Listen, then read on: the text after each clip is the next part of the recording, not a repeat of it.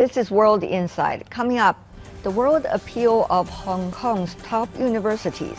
What makes them unique? Answers from Hong Kong HKSAR's Education Secretary in a moment.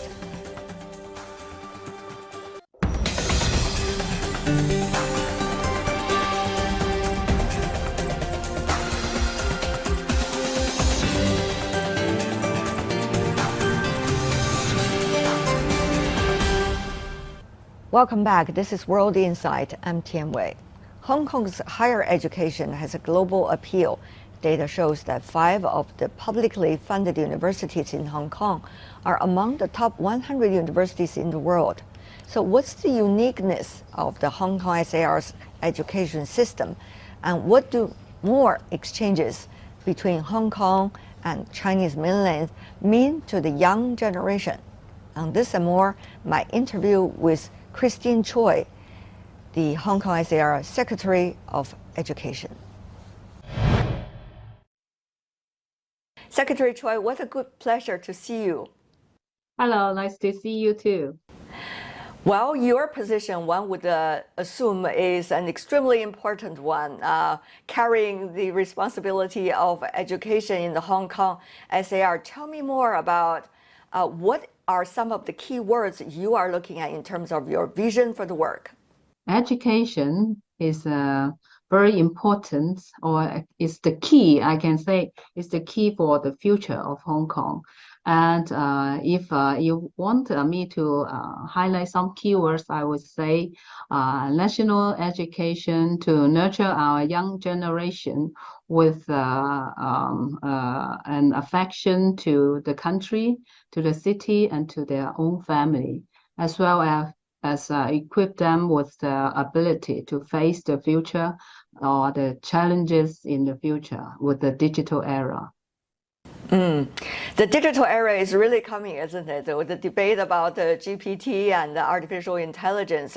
Some wonder, Secretary Choi, whether the knowledge and the learning being done today was still relevant when the students graduate, for example, from university. So when they ask you that question, what is your answer? Yeah, that's why we are not only teaching our students with the present knowledge. We also equip them with lifelong learning ability, and also equip them with generic skills, positive attitude, embrace change, and adapt to the society and the communication skills and creativity, etc. But how to do that well is really a tricky question. I guess educators around the world are competing about that and also cooperating as well. So I think we have, for this term of government, we have launched or we have proposed a number of initiatives to train or to nurture our young generation. For example, by strengthening the STEAM education so that they can have a solid foundation on science, technology, engineering, and mathematics, and with the integrated skills to solve day-to-day problems with their knowledge and skills learned from the school. And this is one of the area we are working on.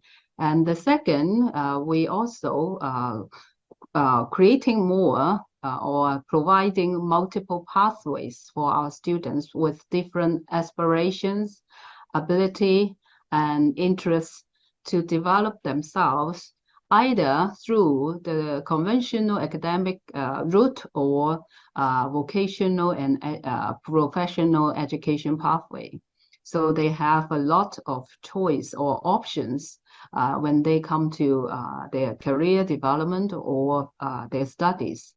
And the third, I think it's very important for the attitude and value of our students. If they don't know why what they are fight for or why they have to learn, I think it's more difficult. So I think to let them have the concept of sense of belonging to the country, they are not only doing good for themselves or their own family or the city, but also for our country and for the whole world.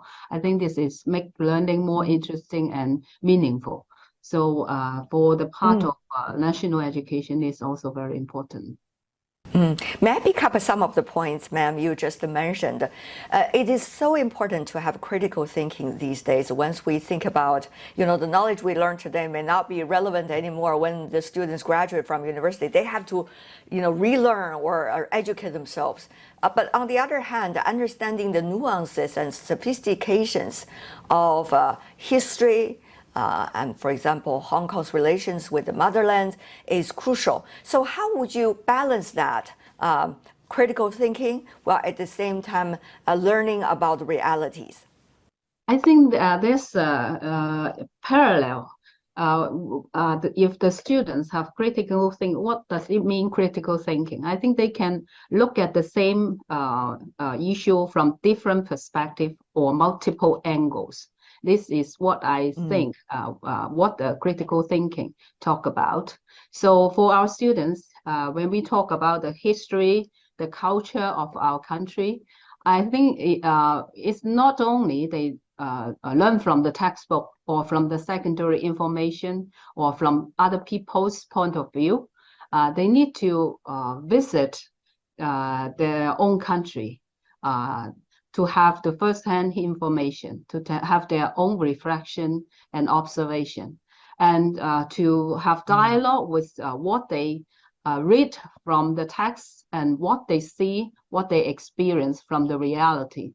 I think this facilitates their critical thinking, and they can have their own individual or independent thinking. I think it is very important for them to know the reality, to have the analytical power.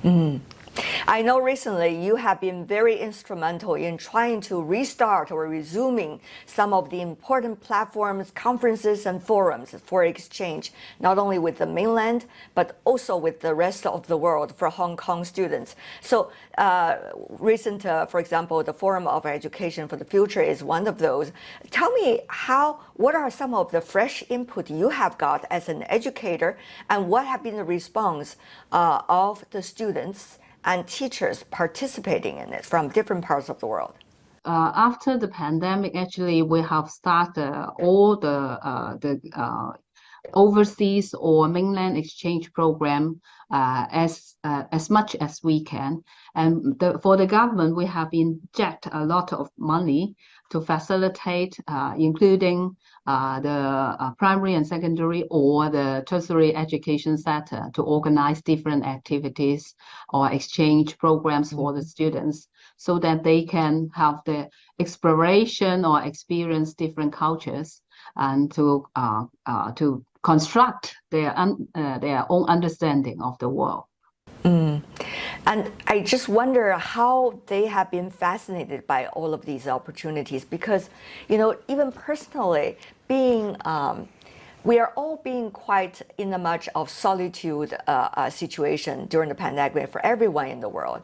But once the door is open, or the doors are open, there are fresh ideas, there are, surprises, there are, strong curiosity about exactly what is going on. So how the students have been trying to find out what have you done and what have been the feedback? For example, for the students with our citizen and social development exchange tour or study tours, they told me that I can see they are very excited to have the face-to-face contact with their peer or the same age groups in the other areas of the world, and I think it's just come from their heart, because they need to make friends, to have interact with different cultures, to see how people experience their life in different area of the world. And I can see that they make friends, they have a dialogue with different cultures, and they reflect on their own practices. I think this is all stimulating and interesting. Isn't that the sole purpose of your work? I mean, you need to work with layers of governments, with partners around the world, overcame difficulties because we really in a relearning process right now with one another in the world after the pandemic. A lot of things are still in the process of being resumed. But, what was it like for you, there looking at them, taking photos with their peers, so happily exchanging their names, it must be a very heartwarming, I guess, for you standing on the sideline. I think I'm not only a teacher and educator, but also a mother. I think I feel, I feel so touched and so grateful because when I see our students, our children go out to the world, there are so many people. They give them a lot of support and surrounding them with a lot of help and love. So I must take this opportunity to thank all the parties, the schools, the teachers overseas in the mainland. They give us such a lot of support. Without their support and assistance, I think this couldn't happen because actually after the pandemic, when we opened the border in February this year, it's just a few months, we have sending more than 10 or around 20,000 students to the exchange tour. Mm-hmm. And we have more than 1,000 teachers and school principals having their training in the mainland. So I appreciate very much for their support, and I'm very grateful for all everybody's support to our education and our development. Have you been making trips also to the mainland? What is your takeaway? Oh, yes. I have meeting different stakeholders in the mainland counterpart, including from the school sector, from the universities, from the teachers training professions. So I got a lot of insights, exchange views, and also we have come up with so many mutual agreement or have come up with some projects for our school, for our teachers training program or for our students exchange, and including some sister schools platform. So we have built up such a lot of exchange platform and programs for our teachers and students. There were some Western media reports suggesting that Hong Kong is facing so-called teacher flight as a result of the changes and evolution in education. What exactly is the reality? Are these reporting accurate? I think Hong Kong is always a free, open, and competitive society. And it is normal that people coming into Hong Kong and leaving Hong Kong anytime, as they like. And people have, for whatever personal reason or other reasons, they choose to come or to leave Hong Kong. I think it's normal. There's nothing special, but I have to assure that Hong Kong has a very strong team of committed teachers who are working very professionally and love their children so much. So this is the factor that Hong Kong education is so successful.